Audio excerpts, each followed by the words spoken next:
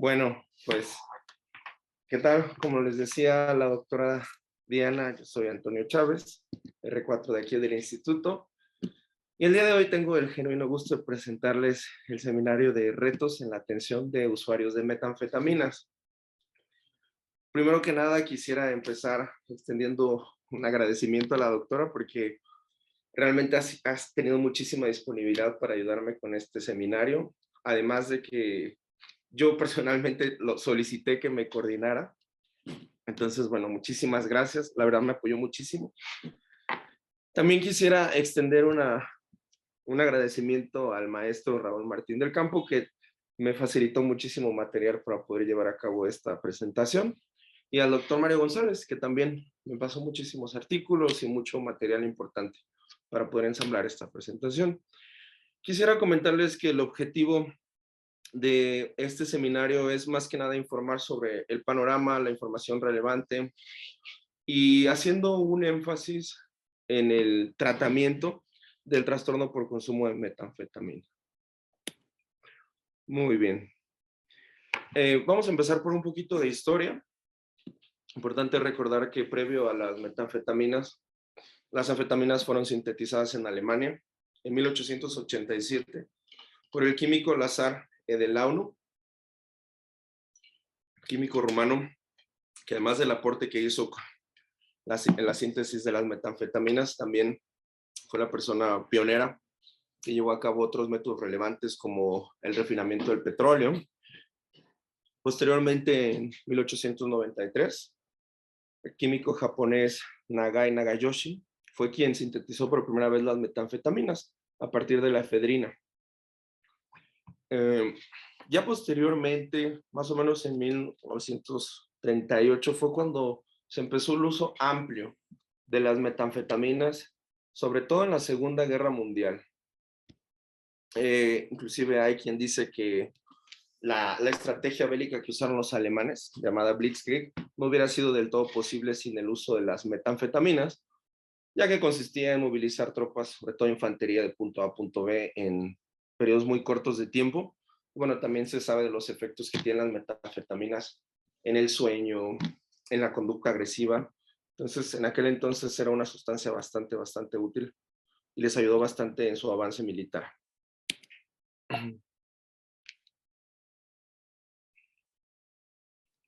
Posteriormente, bueno, como ya les dije, la presentación que se comercializó en Alemania se llamaba Pervitin, a partir de 1938, y en Japón era el Filopón, que en aquel entonces fue, bueno, su eslogan era combate el sueño y aumenta la vitalidad. Eso fue en 1941. Más o menos en esta época, de 1945 a finales de los años 50, se documentó lo que llamamos la primera epidemia de consumo de metanfetamina. Para ese entonces ya había terminado la guerra, pero pues, había sido ampliamente usada también en Japón. De hecho, los pilotos kamikaze también tenían un consumo importante de metanfetaminas. Pero ya después, cuando terminó la guerra, no fue más o menos la población de jóvenes y adultos que empezó con lo que fue la primera epidemia. Y bueno, eso fue en Japón. Posteriormente, en Estados Unidos, en los años 60, las metanfetaminas empezaron a ser sintetizadas en laboratorios clandestinos de la costa oeste de Estados Unidos. Y los principales manufacturadores eran las pandillas de motociclistas. La principal eran los famosos Hells Angels. Después, en los años 70, se lleva a cabo, bajo la administración de Nixon, la Ley de Prevención y Control Integral de Abuso de Drogas, ¿no? Esa ley consistía en agrupar a los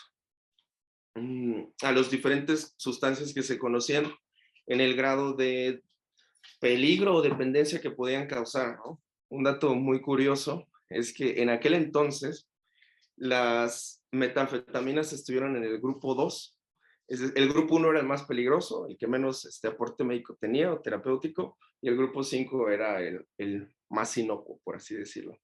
Entonces las metanfetaminas fueron agrupadas en el grupo 2 junto con el fentanilo, y en el grupo 1 estaban la marihuana y el LSD. Ahorita ya sabemos que debió haber sido al revés, pero pues en aquel entonces era la concepción que se tenía.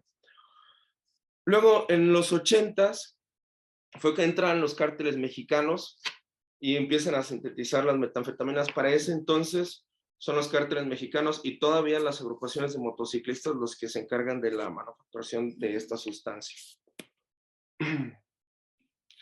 Aquí tenemos una diapositiva que, bueno, fue emitida por la Oficina de Drogas y Crimen de la Unión de las Naciones Unidas.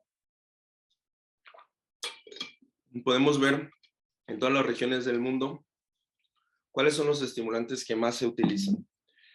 Aquí en Norteamérica es la cocaína y las metanfetaminas. Podemos ver que prácticamente en todas las regiones son los estimulantes que más se usan. Bueno, aquí en las regiones del Medio Oriente, el Captagon, que es una sustancia importante, se ha usado también en ataques kamikazes en grupos terroristas de Siria.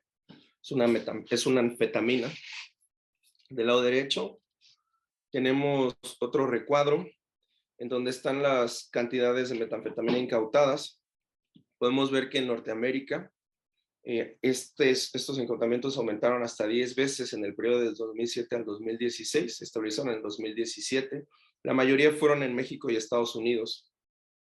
Luego, otro dato importante a mencionar es que más o menos en el 2013 se hizo un cambio de sustratos para sintetizar las metanfetaminas. El cambio más importante fue la sustitución de la pseudoefedrina y se empezó a utilizar la sustancia que se llama P2P. Sin embargo, esto constituyó una disminución en la potencia y en la pureza del componente, pero más o menos a partir del 2017, laboratorios clandestinos mexicanos lograron aumentar la potencia al 95%. Entonces, eso es importante porque cuando hablemos de los síntomas, vamos a ver que la potencia tiene muchísimo que ver con algunos de los síntomas y signos que se pueden llegar a presentar. Aquí tenemos un mapa también emitido por la Oficina de Drogas y Crimen de las Naciones Unidas, en donde vemos los principales mercados, que son Norteamérica y Asia. Y esto ha sido desde que se sintetizaron por primera vez. De aquí se abastece a prácticamente todo el mundo, ¿no? Desde África, Latinoamérica. Estas flechas más o menos nos dicen el sentido de cómo se movilizan las metanfetaminas. Y aquí podemos ver que sí, México es de los principales manufacturadores. Pasando a materia de neurobiología. Algo clave de las metanfetaminas es que son altamente lipofílicas, lo que condiciona que puedan atravesar la barrera hematoencefálica de una manera bastante fácil.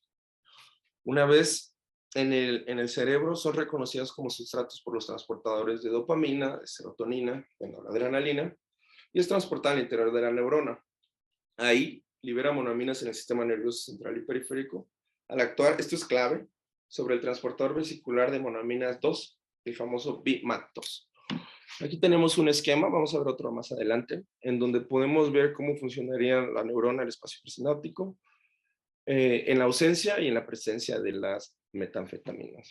Súper importante, ya lo vamos a tocar adelante, pero a diferencia de otros estimulantes, las metanfetaminas no solamente bloquean la recaptura de dopamina, sino que también tienen una importante función, o digamos, afectan a las vesículas, las vacían al espacio presináptico. Entonces la cantidad de dopamina que se libera es muy importante.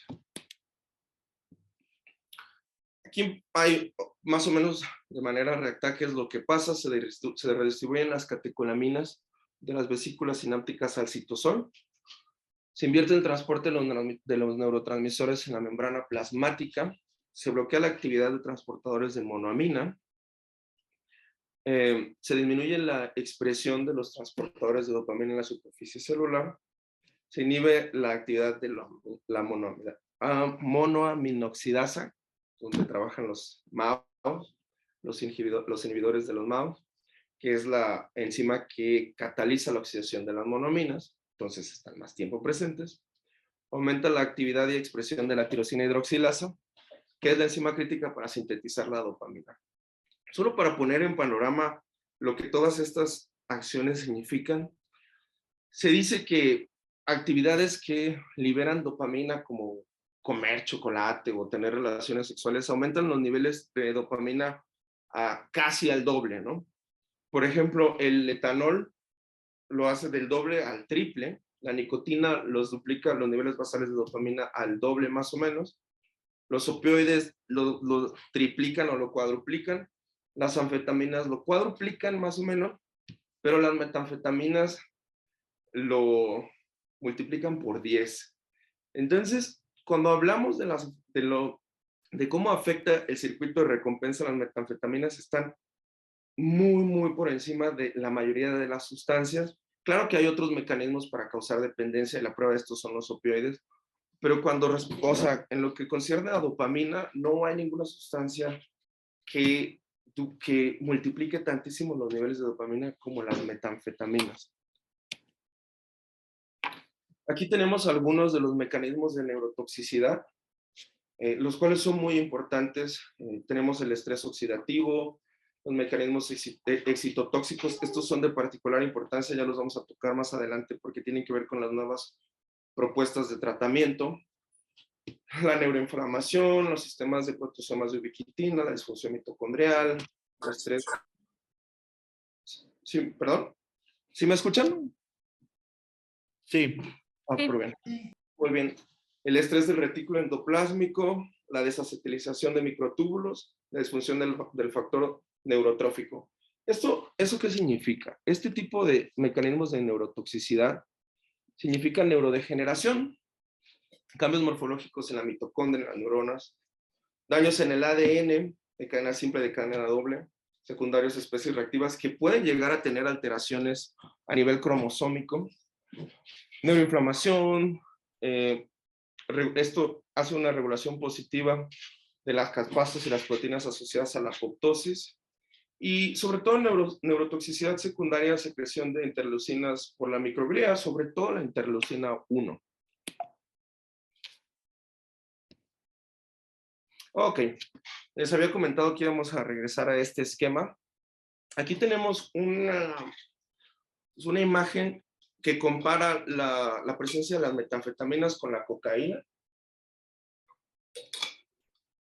Como podemos ver, la acción de las cocaínas queda limitada a la inhibición de la recaptura, por lo tanto aumenta de manera importante la cantidad de dopamina que hay en el espacio presináptico, pero no se compara con lo que hacen las metanfetaminas, que vacían las vesículas e invierten el sentido de los transportadores, haciendo que la cantidad de dopamina sea muy alta. Otras de las diferencias importantes que hay entre la cocaína y la metanfetamina, pues es la duración tanto de su efecto estimulante como en el cuerpo como tal.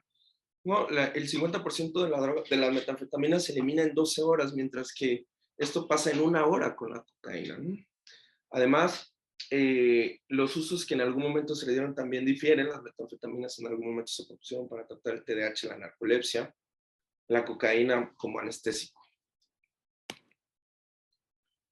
Muy bien, bueno, pues esta es una diapositiva que no voy a mencionar mucho, pero es muy relevante y quiero aprovechar esta diapositiva para hablar un poquito de la sustancia como tal. Las metanfetaminas son una sustancia ácida, tiene muchas formas para ser consumida, puede ser inhalada, puede ser fumada, puede ser inyectada, puede ser ingerida, y tiene muchos apodos, por así decirlos. ¿Alguno de ustedes me podría decir alguno de los apodos con los que se conocen las metanfetaminas?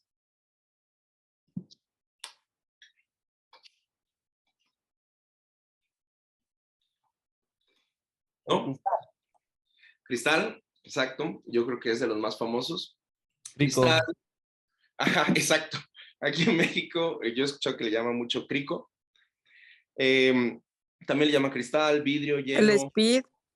El speed, exactamente. En Estados Unidos se le llama speed y crank. Crank es un apodo chistoso porque deriva de un compartimento que tenían los motociclistas, que era como el equivalente al árbol de levas de los carros. Era una parte de la motocicleta en donde escondían la carga de metanfetamina y por eso le llaman crank. Pero en Estados Unidos también se le llama speed. Muy bien. Aquí hay unos datos epidemiológicos, son de Estados Unidos. Dice que, nos vamos a ir muy rápido con esto, el 2.1% de la población ha probado las metanfetaminas. Es un consumo similar entre ambos sexos.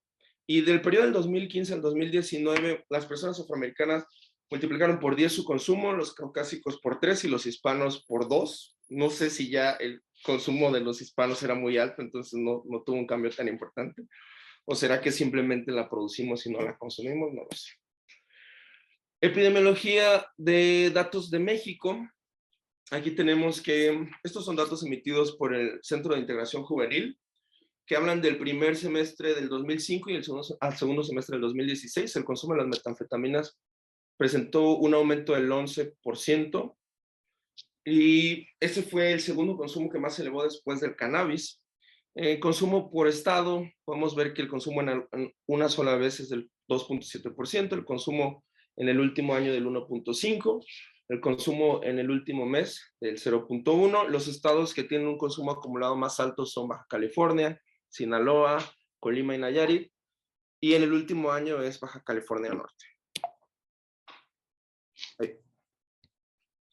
Aquí tenemos otros recuadros importantes. Este es el informe sobre la situación de salud mental y el consumo de sustancias psicoactivas. Súper importante ver cómo ya en el 2020 la sustancia que más ocasionaba demanda de atención en los hombres ya eran los estimulantes.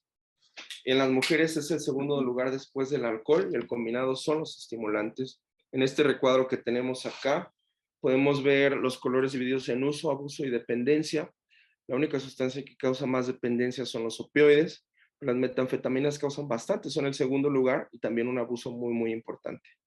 Dentro de los estados que más demandan atención por consumo de metanfetaminas son los estados del norte de la costa oeste, algunos estados de la parte norte, y prácticamente es el litoral del Pacífico, en donde más se consume. Probablemente es porque en esos lugares también se ha llegado a sintetizar.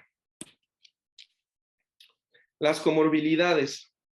Bueno, los trastornos psicóticos concurrentes, ojo, no, en esto no se habla de una relación causal, es decir, coexisten, son del 29%, los trastornos del estado del ánimo del 32%, los trastornos de ansiedad primarios del 27%, y algo súper importante, y eso tiene mucho que ver con el abordaje terapéutico que vamos a hacer, es que aproximadamente un tercio o hasta el 40% de las personas con trastorno por consumo de metanfetamina tienen trastorno por déficit de atención.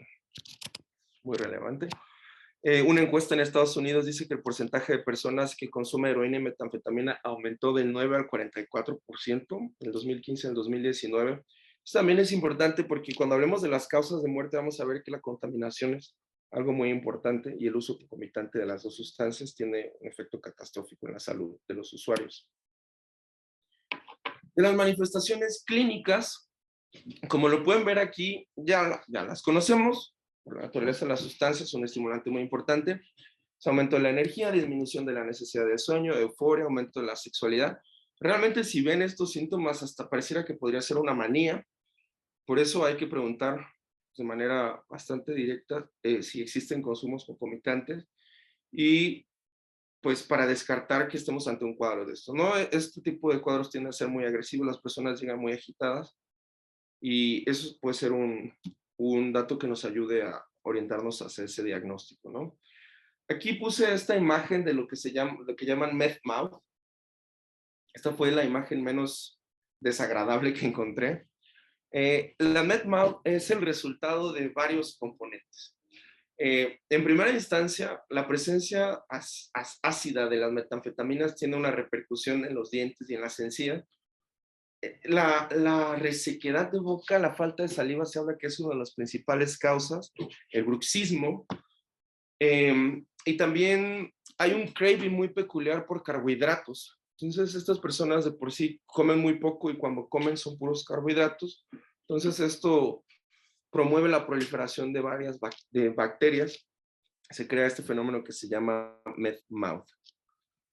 Muy bien, hablando de la abstinencia tiende a presentarse al segundo día de que se suspende el consumo, de las 24 a las 48 horas, y puede durar varios meses, y varias semanas a meses. Una de las características más importantes es la repercusión en el afecto. Las personas tienen mucha anedonia, tienen poca volición. Esas son las repercusiones más características de la abstinencia y hablaremos cómo más o menos se podría abordar. Hablando de otras repercusiones clínicas, ya habíamos mencionado lo mucho que altera el circuito de recompensa y el control prefrontal. Una de las repercusiones más características, y muchas veces este es uno de los motivos por los cuales debutan en su atención, me imagino que lo han visto en APC, es los episodios de psicosis. Hasta el 43% de las personas que consumen metanfetamina desarrollan un trastorno psicótico.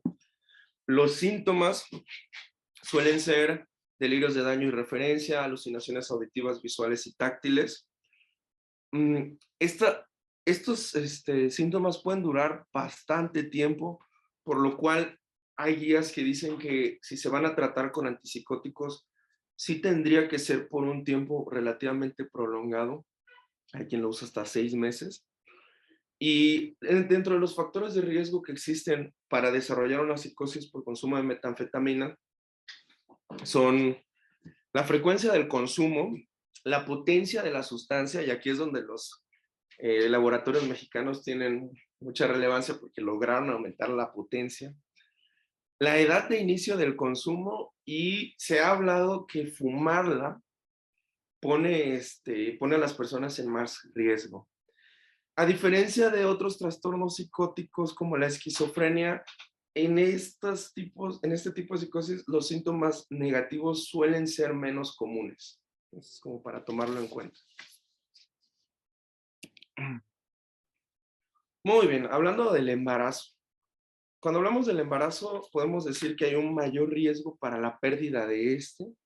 Va a haber una repercusión en el bebé importante porque va a tener menor peso al nacer. Va a ser un producto más chico, tanto en peso, como en longitud, como en perímetro encefálico.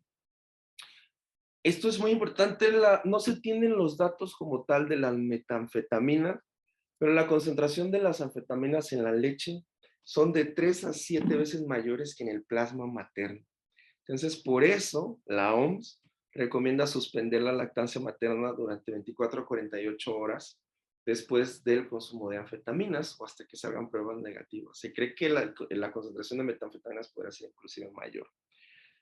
Las repercusiones en los niños expuestos en el periodo prenatal, sobre todo durante los 2 tercios del embarazo, los 2 primeros tercios del embarazo, son déficits cognitivos generales en integración visomotora, atención de memoria verbal, memoria espacial, y estos tienden a presentarse a largo plazo, pueden perdurar ahí.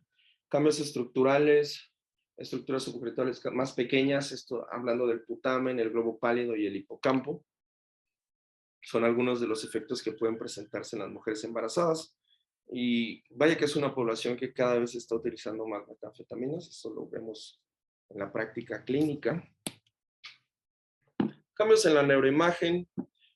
Con respecto al electroencefalograma, hay una conectividad funcional interrumpida en la red cerebral de las bandas gamma.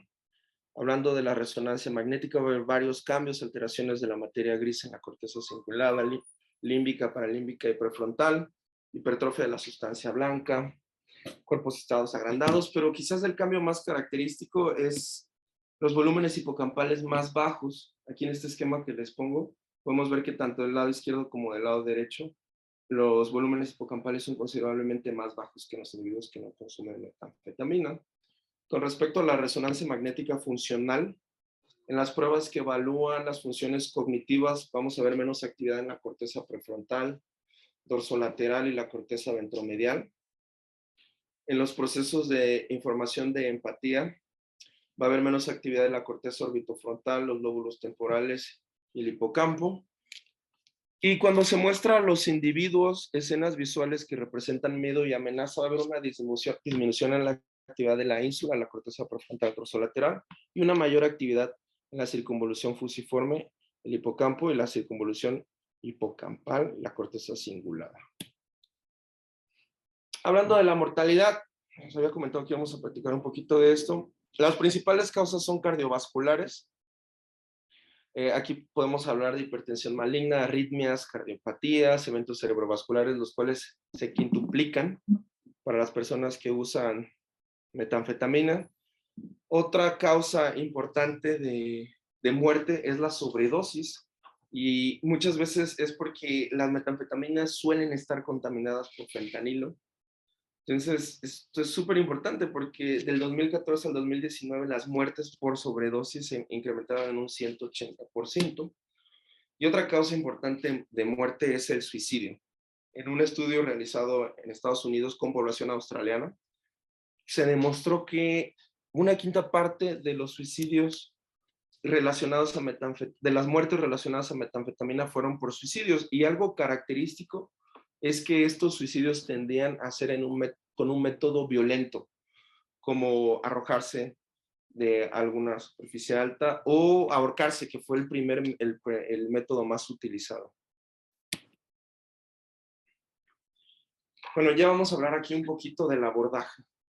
Cuando hablamos del abordaje, vamos a hablar principalmente de 3 tipos de intervenciones: las intervenciones psicoterapéuticas, las intervenciones farmacológicas, la estimulación magnética transcranial. Importante, los estudios que se han hecho toman como efectos positivos, es decir, que sí funciona el abordaje, la disminución en la frecuencia del consumo, el número de muestras en orina y la disminución del craving. Dentro de las intervenciones psicoterapéuticas tenemos varias: la psicoeducación, la entrevista motivacional, la gestión o manejo de contingencias. Vamos a hablar un poco más de esto porque de todas las intervenciones que tenemos, háblese de farmacológicas, psicoterapéuticas, estimulación magnética transcranial, es la que más ha demostrado funcionar.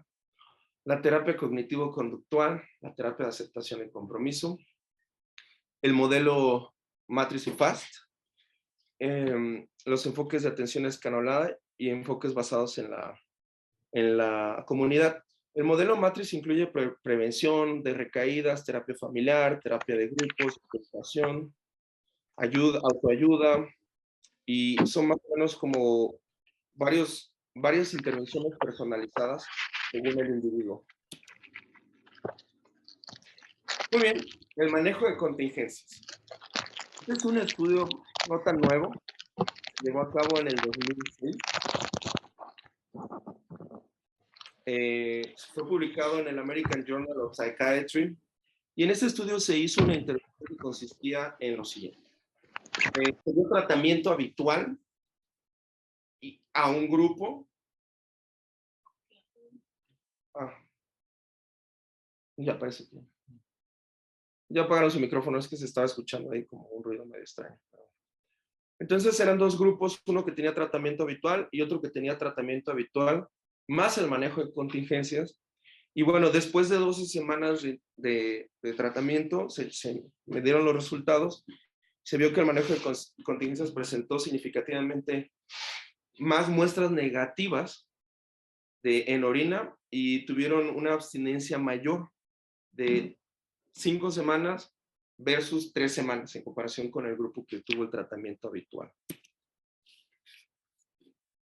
Hablando ya de los abordajes farmacológicos, o el abordaje en este caso en un contexto de emergencia, lo primero que tenemos que hacer es checar que sea un ambiente tranquilo, tener vigilancia continua, evitar en primera instancia dar algún tipo de medicamento. Ya lo checamos porque pues, puede haber el uso concomitante de otras sustancias como opioides. En el caso de agitación y agresividad, las benzodiazepinas serían nuestra primera línea de tratamiento.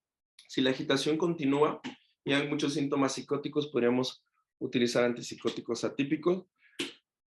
Y una vez que logramos estabilizar a la persona, lo que tenemos que hacer es ofrecer un tratamiento integral médico, psicológico y psiquiátrico. Claro, esto partiendo de que las cosas que se obvian como el equilibrio electrolítico y todas estas cosas, el manejo del trauma, ya fue, en caso de que se presenten, pues ya fueron abordados. Este es un recuadro. Ahorita vamos a hablar un poquito más de estos tratamientos, hablar a grosso modo las estrategias farmacológicas que tendríamos dependiendo del escenario. Pero lo que sí quiero que nos llevemos de esta diapositiva es que, como dice aquí en el ángulo superior derecho, a pesar de que es un problema global, no existe un medicamento específico aprobado por la FDA todavía. Entonces, esto agrava mucho porque hasta el momento hemos tratado casi con todos los psicofármacos a ver cuál funciona. Ahorita vamos a hablar de otros. Otra cosa importante es que inclusive en el entorno intrahospitalario, más bien más en el entorno intrahospitalario, se debe de ofrecer un abordaje psicoterapéutico a los pacientes con el trastorno por consumo de metanfetaminas y un abordaje multimodal.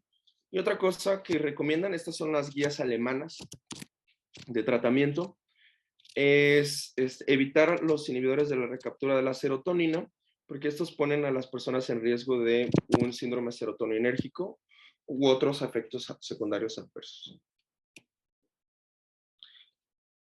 En esta diapositiva tenemos un recuadro aquí, más o menos, en donde están las metas terapéuticas, las áreas relevantes del cerebro en donde quisiéramos actuar y los fármacos que se especula podrían actuar a esos niveles. ¿Ok?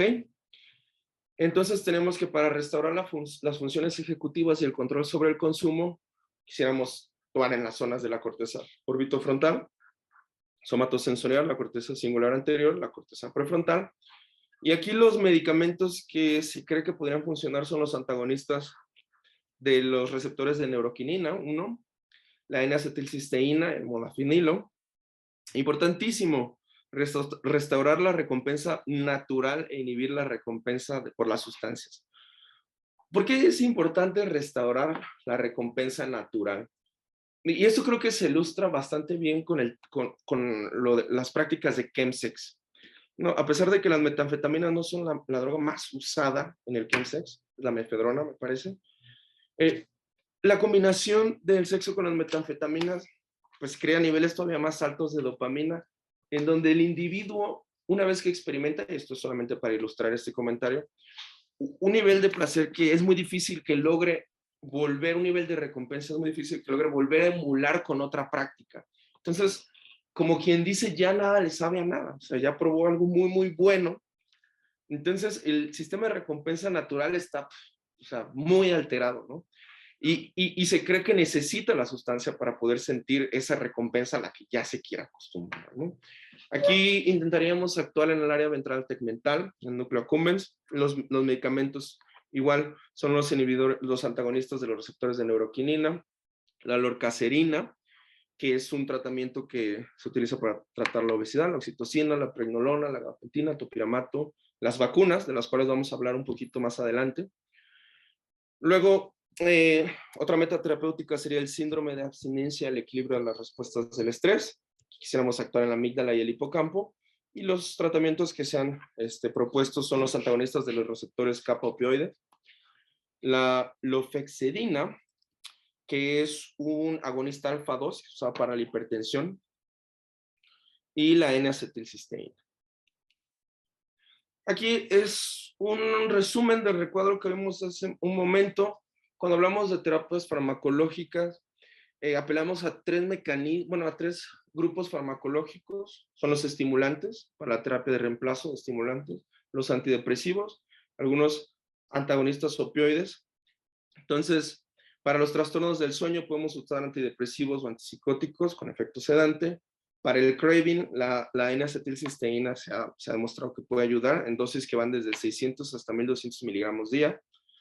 Dextroanfetamina, para intentos fallidos de suspender el consumo, aquí en México el uso sería limitados, puede haber utilizado la dextroanfetamina. Para los síntomas depresivos o de ansiedad con anergia marcada, el bupropión o la decimiprimina, antidepresivo tricíclico. Muy bien. Hablando de tratamientos específicos. Este es un estudio que fue publicado en el New England Journal of Medicine en el 2021, en donde se compararon dos grupos. Ojo, si quiero empezar esto diciendo que los tamaños de efecto de todos estos estudios son relativamente discretos y hay que tomar en cuenta que el manejo de contingencias ha demostrado ser más efectivo en los parámetros que ya platicamos, ¿no? Entonces, aquí lo que se hizo fue dar 380 miligramos cada 3 semanas de naltrexona y 450 miligramos de bupropión diariamente. Y lo que se tomó como resultado primario fue que los participantes tuvieran al menos 3 muestras de orina negativas de 4 muestras que se realizaron. Y como podemos ver, el grupo que tomó naltrexona y bupropión en la semana 6 tuvo un mayor número de muestras negativas.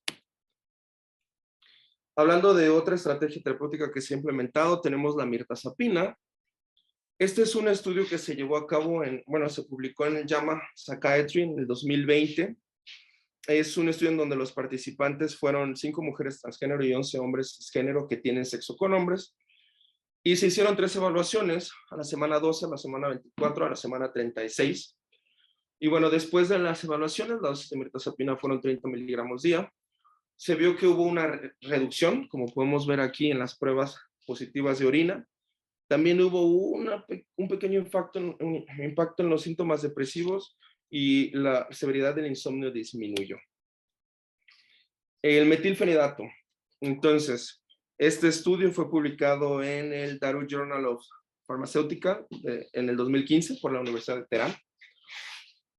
Fue un estudio en donde los participantes se evaluaron a 10 semanas de seguimiento y se les dieron dosis que iban desde 18 miligramos hasta 54 miligramos diarios de metilfenidato de liberación prolongada.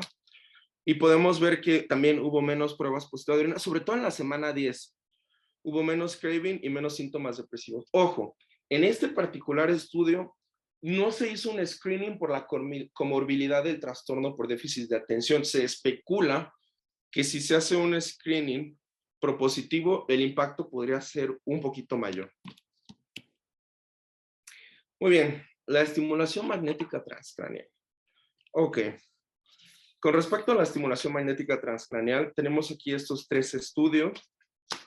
De los 3 estudios me gustaría dejar claro que tienen 3 cosas en común, que son que los 3 demostraron que sí había una disminución en el craving, que los 3 estimulan la misma zona del cerebro que es la corteza dorsolateral frontal. Los 3 fueron publicados en China y utilizan un método, porque aquí comparan los grupos, por decir, en el de either left or right, se hizo una comparación, se hicieron 5 grupos. Fueron 50 participantes.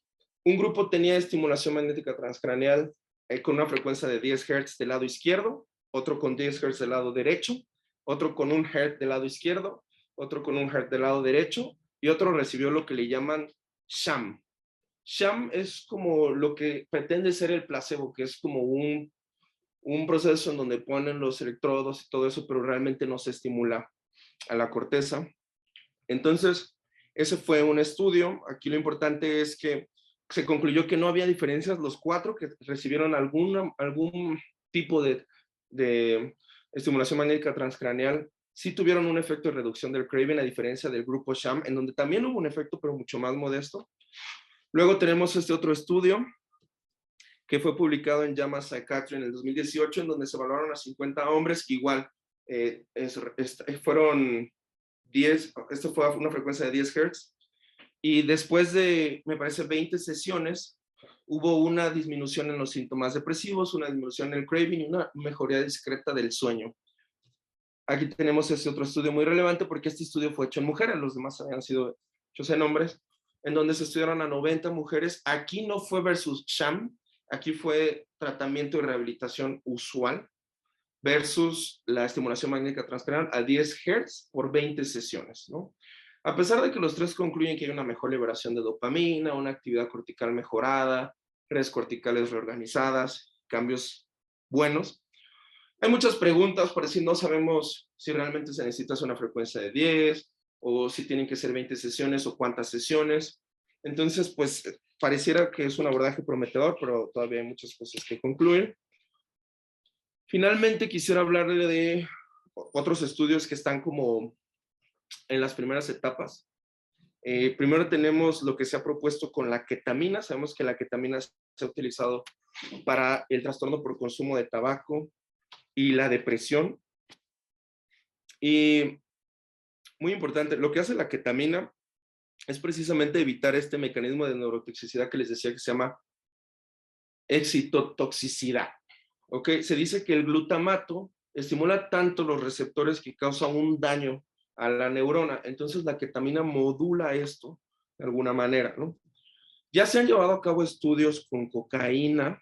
Este estudio que tenemos acá fue publicado en el American Journal of Psychiatry en el 2019, en donde se comparó dos grupos, uno que tenía terapia mindfulness más una dosis de ketamina y otro grupo que tenía mindfulness más midazolam, que al parecer es la sustancia que usan para comparar los efectos de la ketamina.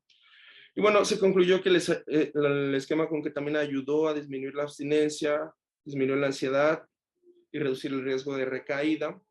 Aquí abajo tenemos otro que se llevó a cabo en el American Journal en el 2021 con 3 infusiones de ketamina para personas que consumen alcohol y se vio que a los 6 meses tenían mayor grado de abstinencia. Actualmente ya existe un protocolo que se está llevando a cabo, el doctor Manish Kumar, con ketamina. Es un esquema muy similar a este de la cocaína, en donde se va a comparar la ketamina versus midazolam. Esperemos que se publique pronto para ver cómo le va a esos pacientes. Y finalmente quisiera hablar de las vacunas. Las vacunas se han intentado sintetizar desde hace ya bastante tiempo, relativamente. Hay algunas que creo que con los opioides es donde más han avanzado en las fases de evaluación. Este artículo fue publicado en el 2020 y hasta ese entonces solamente una vacuna para el consumo de metanfetaminas había alcanzado la fase 1 y consistía en anticuerpos monoclonales quiméricos murino humanos. ¿Qué es lo que hacen con las vacunas? Lo que hacen es que crean un apteno que promueve la síntesis de anticuerpos y esos anticuerpos, cuando la sustancia es consumida, se unen directamente a la sustancia e inhiben el paso de la sustancia a través de la barrera hematoencefálica. Entonces, pues ya no causan esta super cascada de dopamina, no se altera el sistema de recompensa. Y pues bueno, pareciera algo muy prometedor, pero pues todavía están en fases de estudio. Y ya finalmente quisiera concluir este seminario tratando de hacer conciencia de lo importante que es esto y los retos en la atención de los usuarios de metanfetaminas. Porque la doctora y yo concluimos que era algo relevante porque es un problema global. Hay demasiado estigma todavía. Solamente para ilustrar esto, yo estoy rotando en un hospital de tercer nivel, en donde los usuarios de sustancias realmente, pues sí padecen cierto estigma, porque al grado de que, por decir, si hay una mujer embarazada, al departamento de psiquiatría le piden que emitamos cartas responsivas a todos los pacientes psiquiátricos, ¿no? O sea, pueden tener una ansiedad leve, pero nosotros tenemos que emitir si necesita o no una carta responsiva para ver si es capaz o no de cuidar a su bebé. Mis compañeros y yo ya hablamos de lo altamente estigmatizante que esto puede llegar a ser. Realmente en los 2 meses que llevo rotando ahí hemos emitido 1 o 2 por casos graves de manía. Y entonces a veces nos toca concientizar a nuestros propios compañeros del área de la salud, porque realmente el estigma que se maneja en este tipo de personas que tienen el trastorno por consumo de sustancias, también, sobre todo metanfetamina, pues es muy, muy alto, ¿no? También la creciente afección a todos los grupos etarios y otras poblaciones, dentro de ellas las mujeres embarazadas, está cambiando muchísimo, algo que a mí particularmente me llama la atención y es un motivo por el cual decidí buscar a la doctora para que me coordinara en este tema y documentarme hasta donde pude. Ahorita que fue el Congreso de Patología Dual, todo lo que era metanfetaminas, ¿no? El Congreso de la SAM también, todo eso, pues porque es algún tema en boga, ¿no? En Estados Unidos ya las metanfetaminas superaron a los opioides en causas de muerte el año pasado y antepasado. No hay un tratamiento como tal específico, entonces también es un problema. La demanda de atención es mucho más alta que los recursos que tenemos para dar tratamiento. La sustancia es bastante económica, por decir una limitante para las personas, y esto lo vemos, ¿no? Las personas que tienen el clásico esquema de consumo de cocaína y alcohol, pues es carísimo, ¿no? Consumir cocaína y alcohol es algo muy caro, pero ¿qué tal consumir opioides y metanfetamina? Es mucho más barato. Y lo que les comentaba, o sea, este fenómeno de consumo de opioides sí le ha pegado a México, sí hay una prevalencia importante, pero no se ha replicado de la misma manera que sí se ha replicado al fenómeno de Estados Unidos, a las metanfetaminas. Aquí es un consumo casi paralelo, es muy, muy alto. Y otra cosa que ya pues, no dio tiempo de mencionar, pero tiene una estrecha relación con el crimen. tanto el crimen organizado por su incrustación y su movilización, como la cantidad de delitos que se cometen bajo la influencia, bajo la intoxicación de esta sustancia, ¿no? Entonces, pues bueno, muchísimas gracias por su atención.